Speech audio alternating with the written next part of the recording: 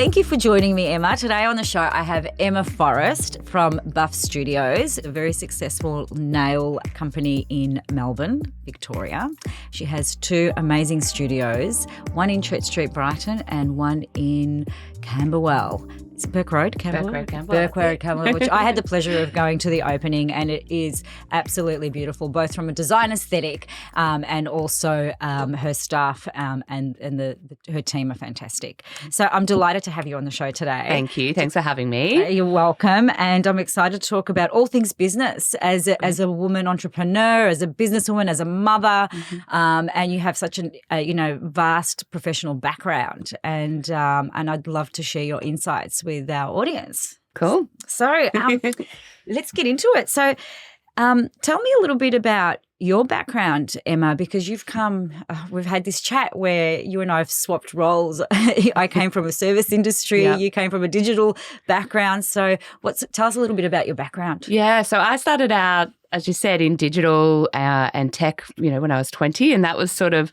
the first, 10 to 15 years of my career was really centered and anchored all around the digital world, being e-commerce and retail. So my very first job was with Mecca when they were, still a lot smaller than they are now, at the back of a sort of factory, working in their online business. And that's where I started and sort of developed that coupled my passion for beauty, but also my, experience in digital as well. So started out there and then, kind of went up through the ranks in a lot of beauty retailers. I also worked in agencies, so building the technology and platforms that these businesses run off online.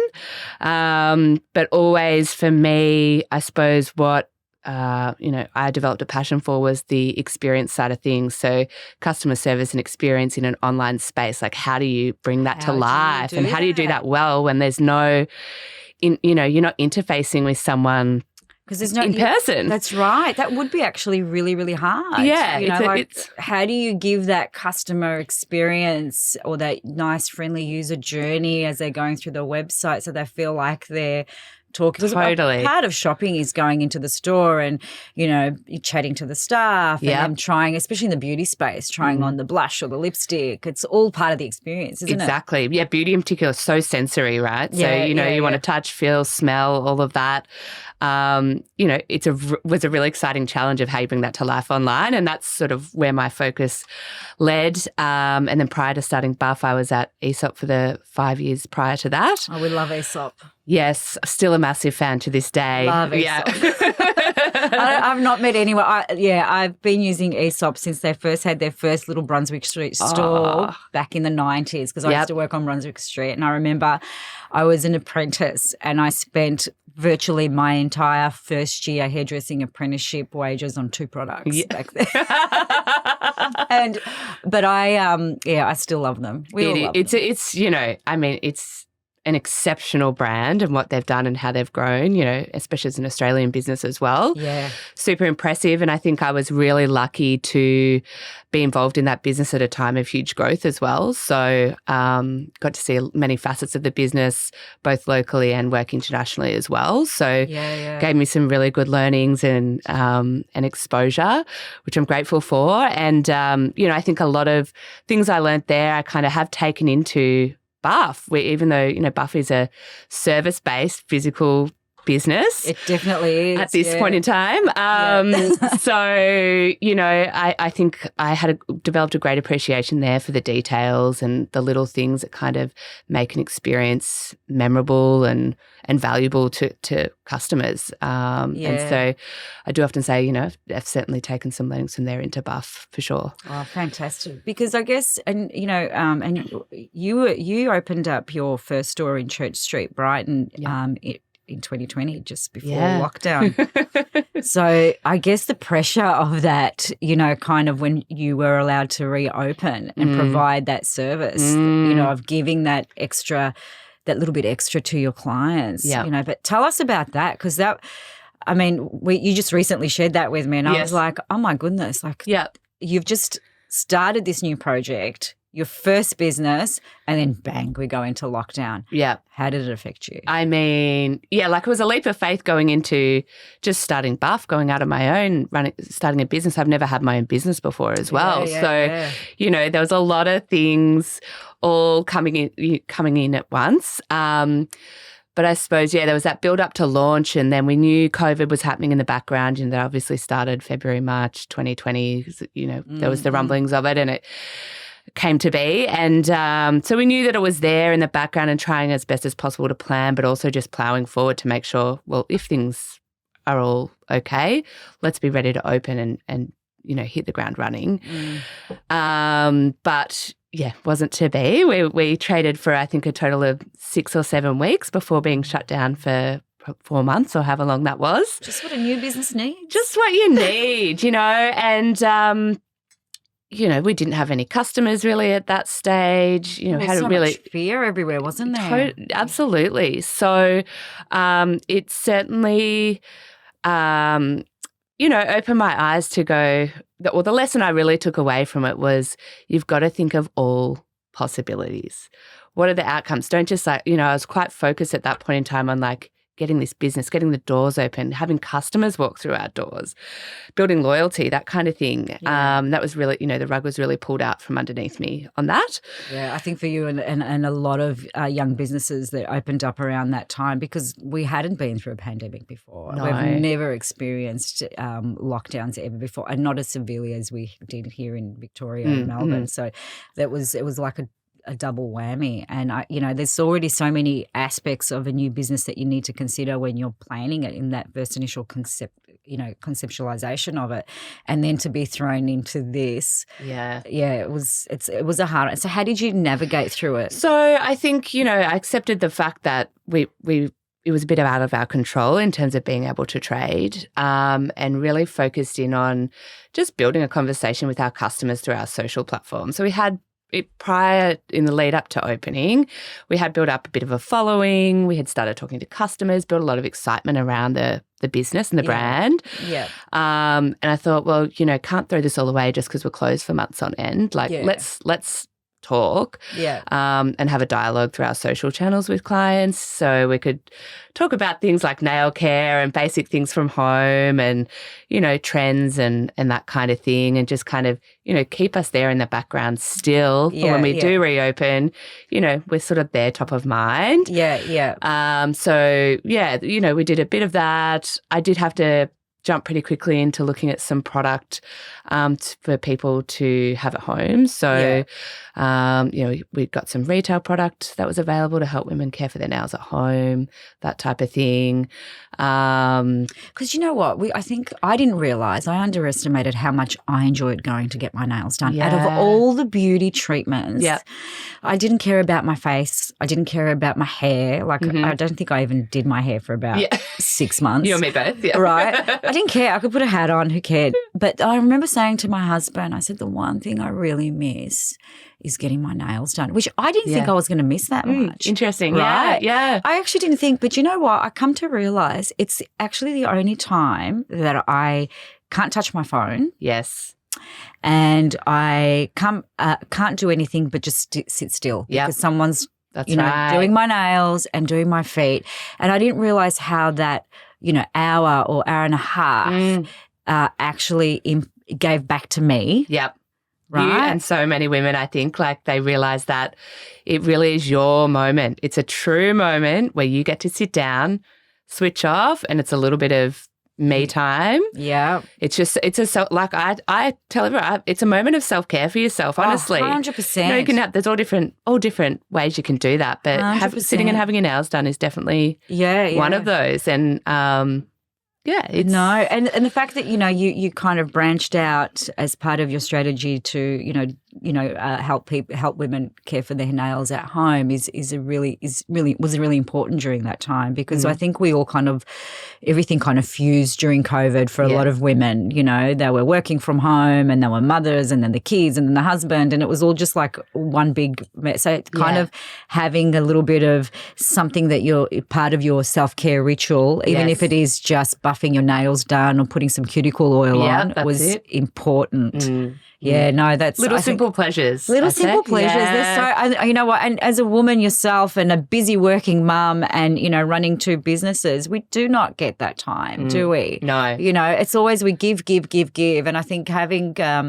you know, doing those little simple things for ourselves is, super valuable. Well, that's actually, you know, one of my drivers or motivators for starting Buff was very much about creating a space for women to come that they can have that time to themselves and really enjoy it. You know, one of the key drivers was I felt when I went and got my nails done in Melbourne, wherever it might be, you know, you walk in and it was quite a stressful or, you know, it wasn't really a pleasurable experience. And I believe that it should be so much more than that. You know, you go to your hairdresser, you go to a beauty salon, all these other sort of more beauty services, and it's a beautiful experience more often than not. You know, it's quite thoughtful, it's curated, you're in a beautiful space, it's relaxing. You go, oh, love that.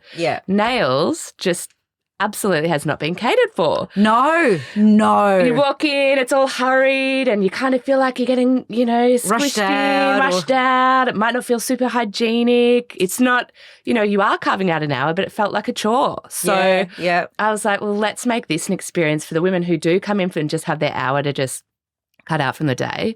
Make it enjoyable, make it pleasurable, make it memorable, because that's what we deserve, you know. 100%. It shouldn't be less than that. 100%. So that's kind of really one of the reasons that Buff exists and to have that for women, you know, on top of obviously really great quality, beautiful nails.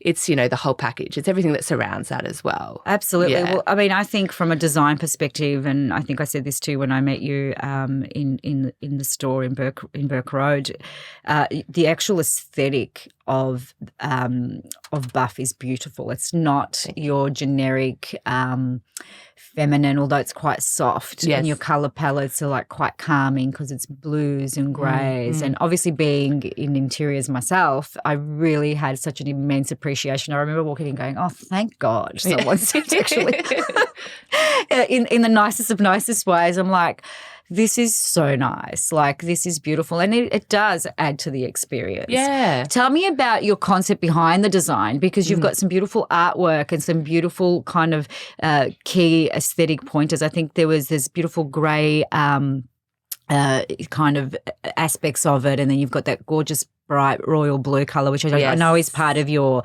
logo as well. Yeah. So how did you come up with that? Because it is completely different to any beauty salon regardless. Yeah, I think I wanted to make, you know, beauty gets so pigeonholed as being this pink kind of, I always say it's sort of a little bit like the dumb blonde, you know, it doesn't have any intelligence to it sometimes. They're just like, oh, you know, cute and pink and fun and, you know, hey babe, that kind of thing.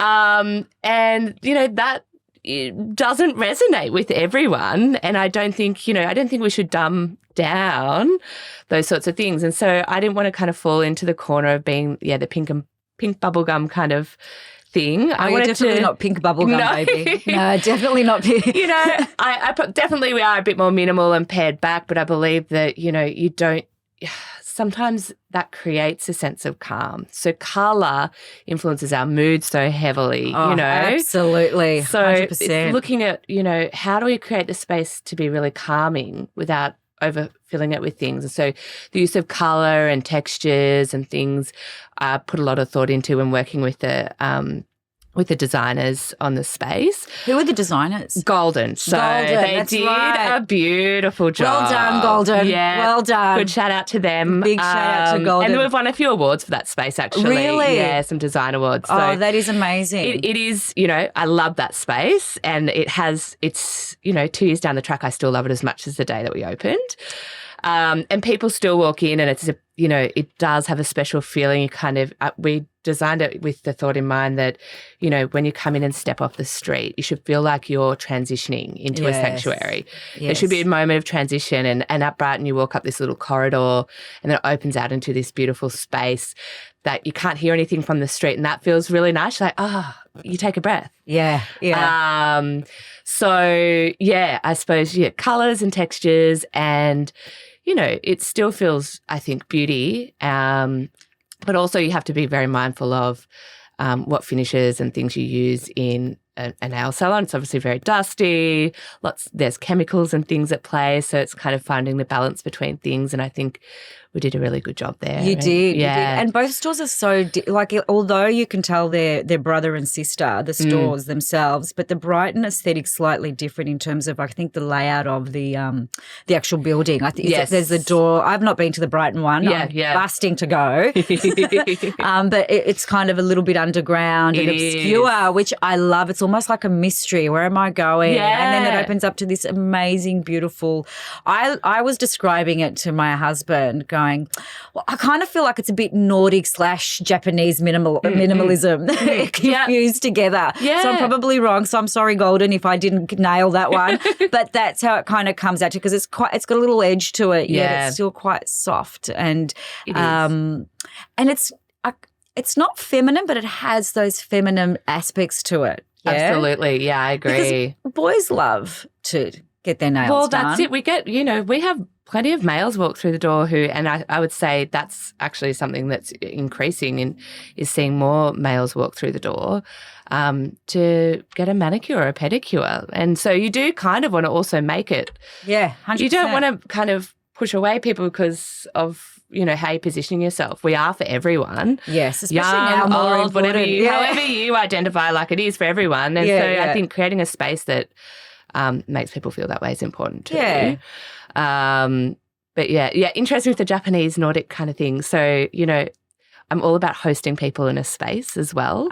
So, obviously the Japanese, I think, do that incredibly well. Oh, very, very well. Always preempting your needs, and it's all about graciously hosting you in your space. And that to me is sort of from the moment you walk into a buff space, you should be greeted, welcomed. There's somewhere to put your coat, your bag, your rings, all these little details that just kind of make things feel natural. Yeah. Kind of, it doesn't feel forced, but it's there. Thought about. Yeah. I think that builds up part of the experience as well, and those are the little touches that I think are important. Yeah, I agree. It's all in the fine detail, isn't it? Even regardless whether it's design aesthetics, it's all in those like tiny little details that you've considered and perhaps no one else has, but make all the big difference. Yes. Isn't it? And even if it is like a mint at the end of your journey or whatever, it does make a big difference. And then when you do miss it out, say it gets for whatever, people always notice, I didn't have that this time or whatever it was. Yeah.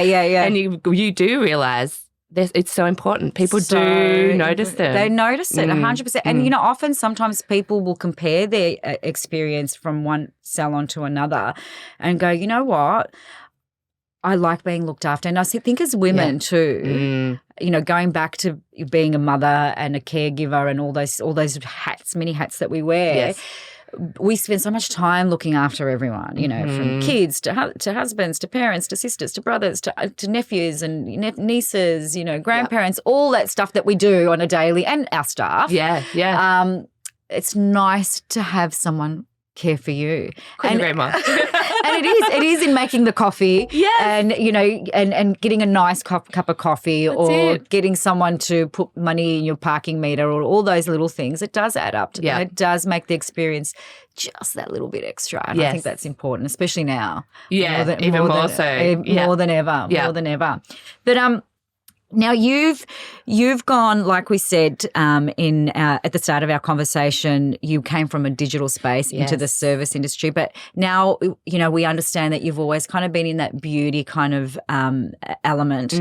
So in terms of nails, what made you to decide to go into the nail space? Obviously, it makes sense that you've still stayed into the beauty, but why specifically the nail industry? Because it is an industry in itself in terms of all the beauty industries, right? Absolutely, yeah. And so it's interesting how you kind of decided to go down that road. What made you decide to do that? I think, so for me, out of all the beauty things that we can get done, I have been religious about my nails since very young and I've always enjoyed it.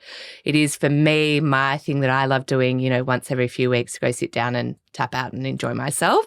Love looking down at my hands and, that makes me feel good. Even if my skin's bad or my hair's off or whatever it is, having nice, beautifully manicured nails always feels great. Yeah. So, that's probably my beauty thing. And then coupled with the fact that I just feel like the nail industry specifically in Australia, just the standards are so low, and it had been driven down to be all about the cheapest, fastest nails that you could get done. And that's not a good thing. That still exists. I think there's still that mentality very much today. And women aren't proud to work in the nail industry. There's a bit of a stigma around it, there is.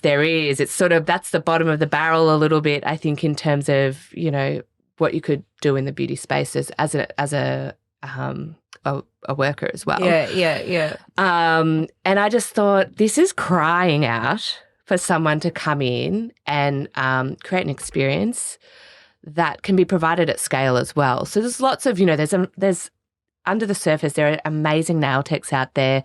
They work for themselves, often from home. They have great businesses, they're amazing entrepreneurs. They are. Yeah. Like I would follow a really good nail tech because like, oh my God, she got my SNS perfect. That's it. It is a craft and it isn't a skill. Absolutely. It's and not. You don't realise until you get, obviously not coming from the technical side of things, what I've uncovered is like this huge appreciation for this skill that they have to develop, because it's so, look at the size of your nail. It's tiny. So you're working on these, very exactly small spaces and they've got creative minds, they've got technical skills. It's impressive. But yeah, it's a really fragmented industry as well. So the vision with Buff is very much we want to be able to elevate the standards of the industry and provide access to a better standard, nationally. Yeah. And not just in the actual service, but also in the treatment of the employees. That's right. Yeah, that's a really important thing for me. I remember having a chat to you when I came out to the Burke Street store and that was something, your employees are beaming with confidence and they're happy to work there. It was actually nice to see that in a nail salon, that not only are they proud to be working there, which they're actually you can tell they're very, very happy. And it is, I think the beauty industry in general is one of those industries that, there are a few things that need to be shaken up and, brought to the surface. Yes. And I think what you're doing and what you want to do is amazing, because you spoke about also helping the girls grow in their profession from a technical aspect as well. Definitely. And evolve their careers and really feel supported in their journey as a nail technician. That's right. And add value to what they do. And it resonates. It really, really does in the girls. Well, I think there's not a lot of career pathways at the moment. And so looking at where as a business we can, and particularly as we scale, provide, pathways for them to grow and develop, be it technically or if they, want to develop business skills or things like that as well. Like we can provide that in different ways, whether it's management opportunities, skills training, external or internal in the business. It's really important to help them realize that they can continue to grow. You're not just a nail tech, if you know what I mean. I love that. Yeah. You're empowering them in a sense, and it's not a very common thing in particular in the nail industry. Yeah. And to give another woman, or not necessarily a woman, it could be a man doing your nails regardless. Yeah. But just to give your employees or your team that support and that empowerment that they can grow within your company. Yes. I think today more than ever is such an important aspect of work culture. Definitely. And I think you're doing a great job doing that, because like I said earlier, you can actually see the difference. They're smiling and they're happy. And that was one of the other things when I came back. I'm like, oh my gosh, it's so refreshing to see girls actually wanting to, come and sit down, and do your nails rather than not even look up sometimes and just point you to the chair or point you to the colour, pick your colour. It's okay. There it is. The nail industry is notoriously rife, I think, for probably not the greatest treatment of staff as well. There's an undercurrent of other things that go on, I think, there, even if you dug really deeply. I won't even go into it. It's a complex topic. But for me, we're creating a business where we pay above the world wage. We give them career pathways. We invest in their training, and we see them as a long-term, investment as well. So we want our employees to grow with us and feel like there is a career in it for them. Yeah. Because a lot of them, I've got everything from, I've got young women who might be 19, 20 and they've just done their training and they just want to come and get experience. I've got women who have been doing it for 25 years, single mums, all different kind of backgrounds too.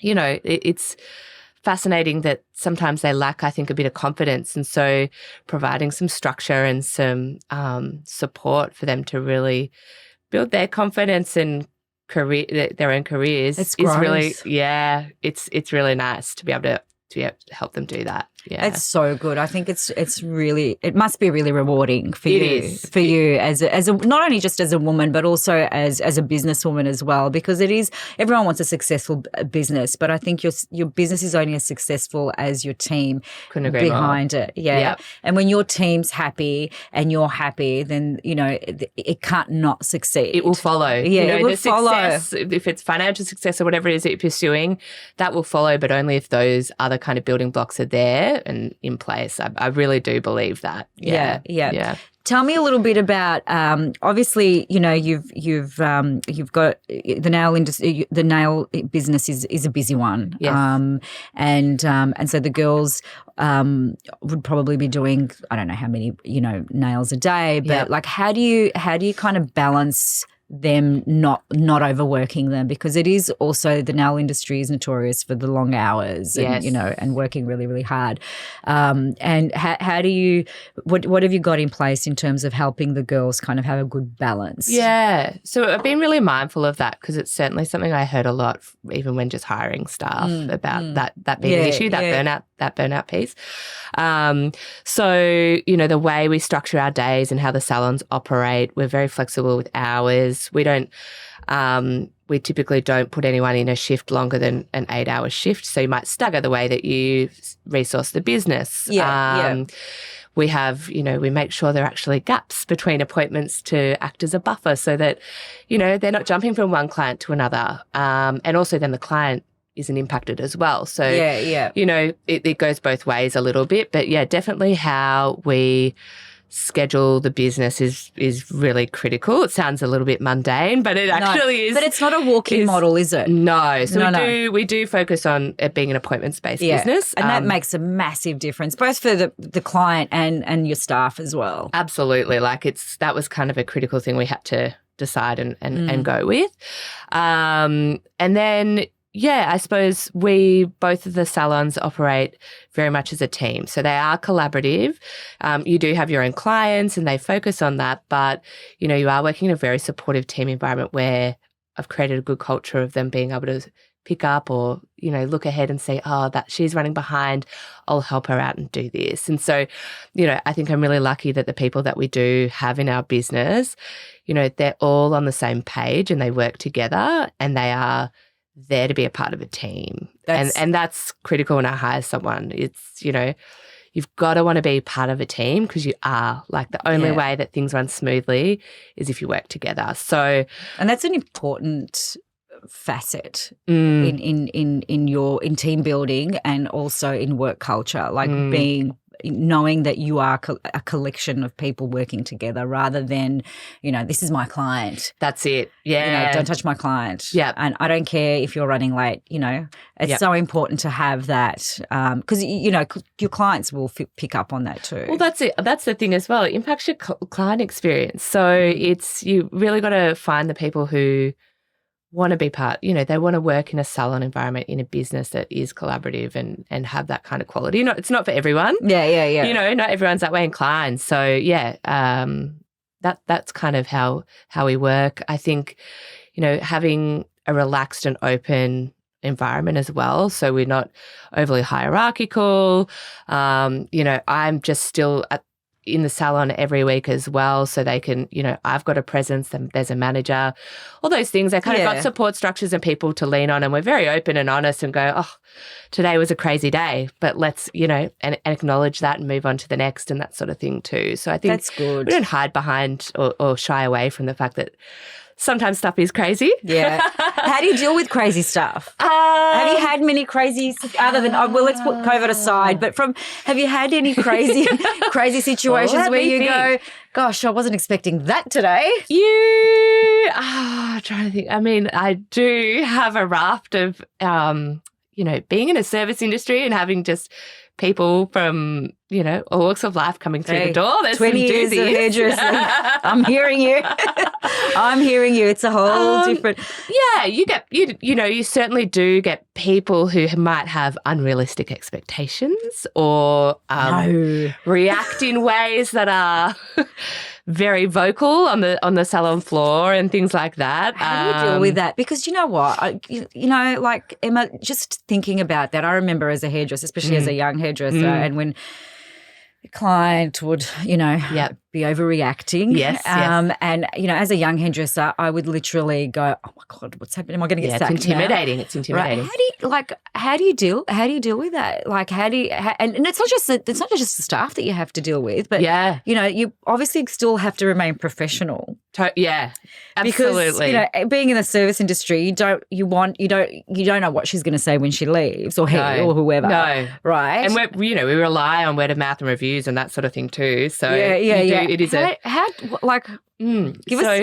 give us your journey. And I say this to every single person who comes into the business, like my one thing that I have learned over the years is you do not know what else has happened in that person's day, and you've got to take the emotion out of the fact of they are reacting like this, and it might feel totally unreasonable and wild, but you've got to maintain the calmness. Like, you bring the calmness to that situation, and you're in control of diffusing that situation. Yeah. So, there might be other stuff going on. It might not actually be us. It could be something else. Yeah. So let's think of it like that and address it really calmly. Or the client is still the client, and generally they are right, whether or not we agree with it. And so, I think you've got to take in a lot of empathy towards the clients, and just think on your feet to go, well, what are they trying to get out of this situation, and work out how, I suppose, we're going to get there in a way that you feel like that they feel like that they've been heard and they've gotten what they want out of it, but maybe it was a bit different what they were originally intending. Yeah. We're in control. We've got to guide, as the professionals, you've got to guide the situation, right? Kill with kindness. Kill them with kindness. And I know sometimes it hurts to do it, but it's a way that works. You do have to do it, I think. How do you go about then kind of calming staff down? I could only imagine, like, if it's, because I like I said, I remember as I got older, I didn't kind of concern myself, like, oh, well, they're having a bad day or whatever, they're taking it out on us. But as a young hairdresser, you said you've got, some youngies we in there. We do. That's a really, like, a traumatic experience for someone that hasn't been exposed to that before. Definitely. How do you deal with that? Definitely. From a staff perspective? Yeah. So I'm really thankful for having two amazing managers at both of the salons who I think really act as a mentor and as an amazing reference point for those younger people within the business. That's good. To look at how they handle it. So they've kind of got someone to defer to if it needs to escalate. Yeah. And they'll see how they handle it, and often then that's that learning experience to go, oh, okay, that's how I should deal with that. Even though it's intimidating, there's a bit of coaching that goes into also saying, you're the professional. And they're like, oh, I'm not, I'm not confident to do that. I don't want to say no. And it's like, yeah, but they will listen to you. You are the professional in their eyes. Yeah, so true. And so, take that on board and, like, believe in yourself to do that. I think it's just a confidence, and it's an experience thing. Exactly. Once you do it once or twice, often it starts to come a lot easier. Yeah. I know. What do you think is the most important lesson you've learned so far in this new, business venture, and as an entrepreneur and as a woman? Like, what is one of the things that you think you've learned and that you want to share with our audience, especially for young, women or men going into a new career change, because this is essentially a huge career change and a huge transition. Yeah. What is one thing that you wish you knew or you learned Or two. Yeah. Feel free to share. I think for a long time I've always wanted to have a business in this space, whether it was nails or beauty or something, but a service-based business. So, I get a real thrill out of making people feel good, right? I know I'm not a doctor. We're not saving lives. Everyone wants to feel good. But that's I feel like that's why I'm in my professional life. I want to do good for people, and so is that your why? Yeah, Simon Sinek, is that your why? It is my why. That is so cool. At one point, I started studying naturopathy. I thought I wanted to go down that path, and I've had that desire within me for a long time, and I didn't know how to express it or do it. Yeah. And I think I was nervous to do it for so long, and I probably didn't.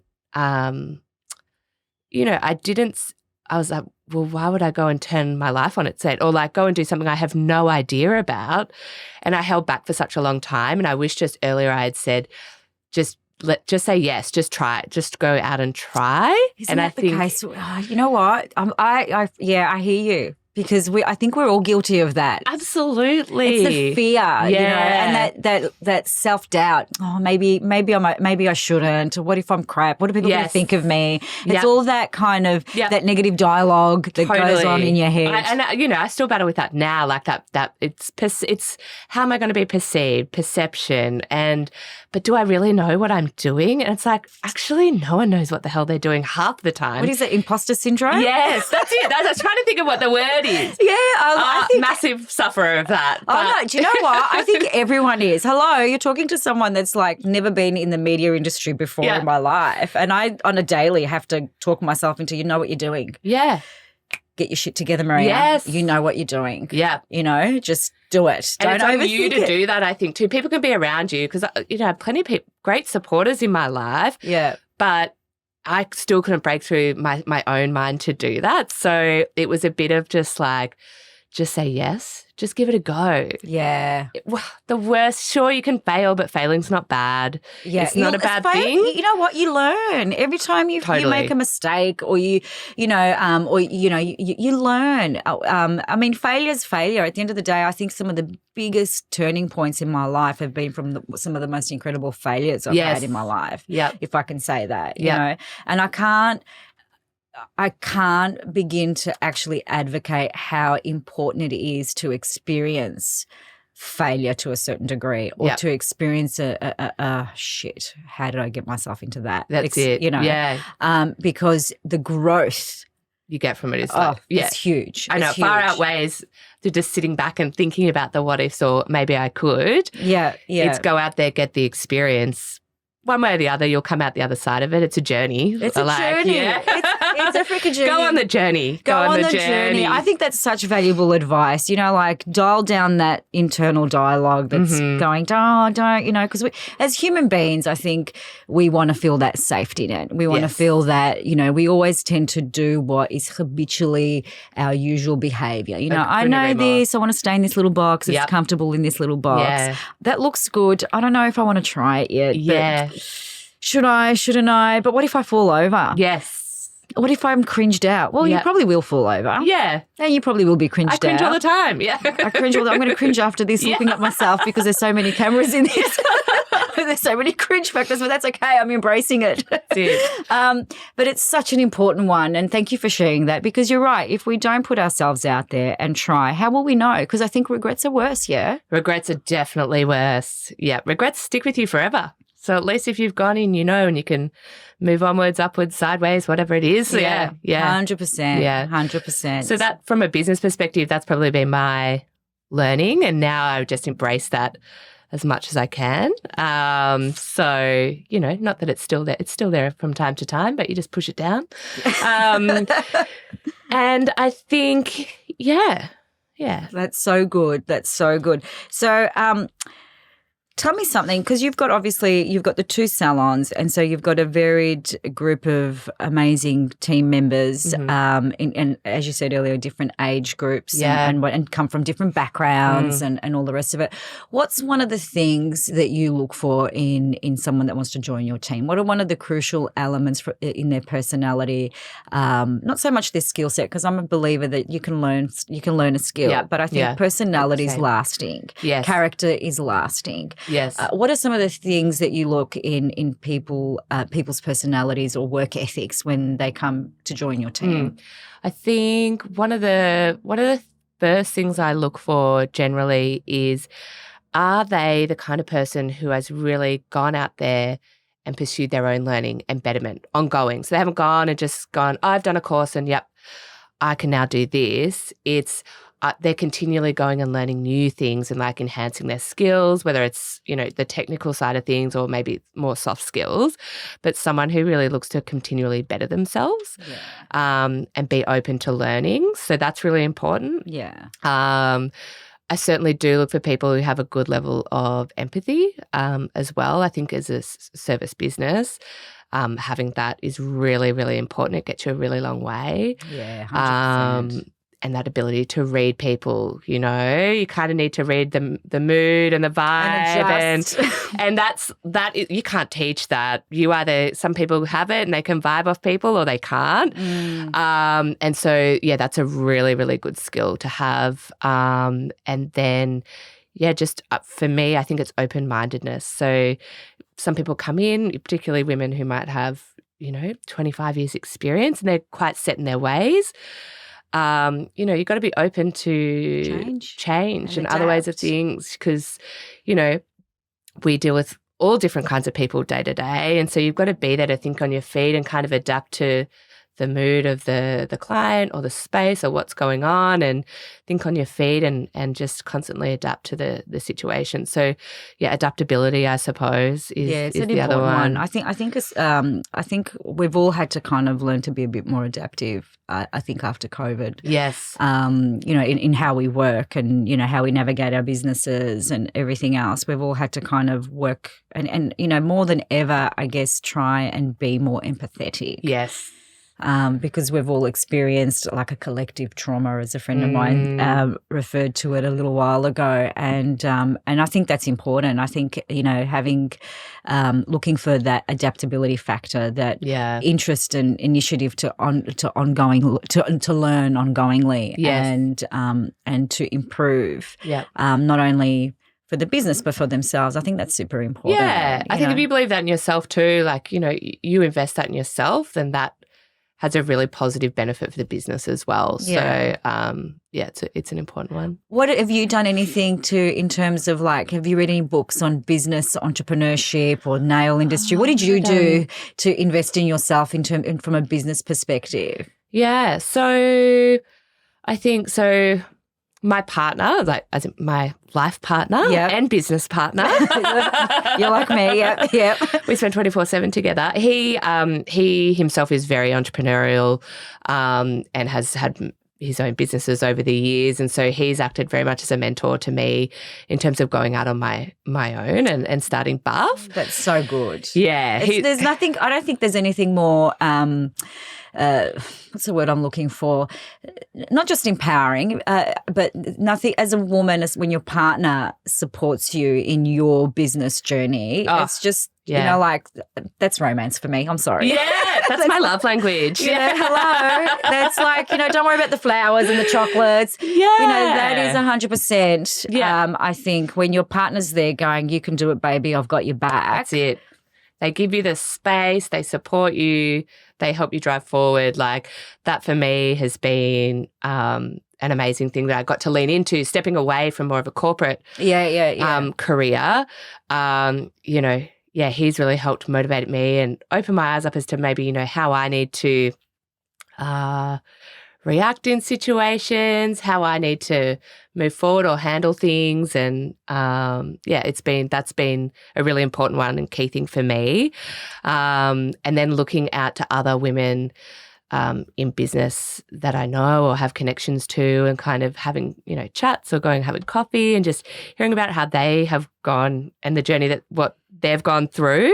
Yeah. And just listen and learn from them as well and take it on board. And that's kind of my ways, like, yeah, I think hearing you know firsthand. what? Like even this conversation today, I think it's so important for women to have these conversations. We talk about fluffy stuff a lot. Yes. And some of the most meaningful conversations that I've had with women, in not just in business but friends as well, are the challenges that they've had to face, whether it's personal, family, or whether it's business related or work related. You always come out of that learning or understanding or having just a different perspective on how they got there. What would you suggest to young women that are listening to this podcast that are embarking on starting, a new startup or something new, and they don't have a supportive partner or they're not in a relationship?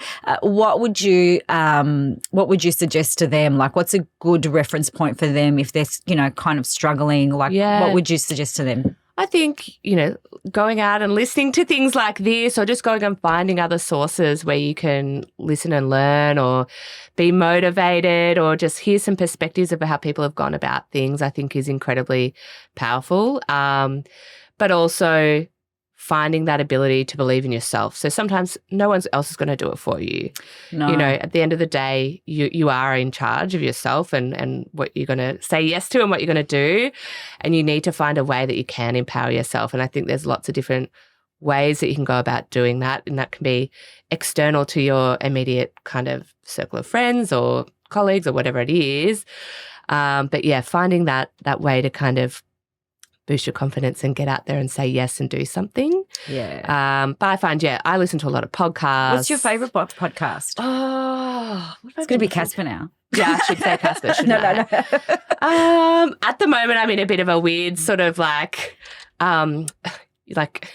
self-help yoga-y sort of like meditation. Well, we should mention that Emma is pregnant with her second child, so that makes sense because we need to kind of find that balance and that inner peace and zen the baby before.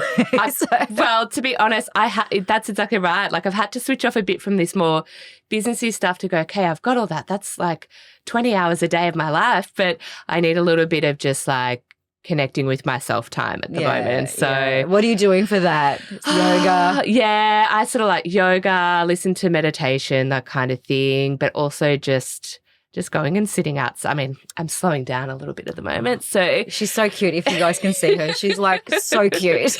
Just sitting down with, I live out in the outer east and we're surrounded by bush where we live. Nice. And so just going and sitting outside and getting a bit of cool fresh air is just like all it takes for 5 minutes with my coffee in the morning. So you know what? If that's it. That's it. Sometimes that's all we need.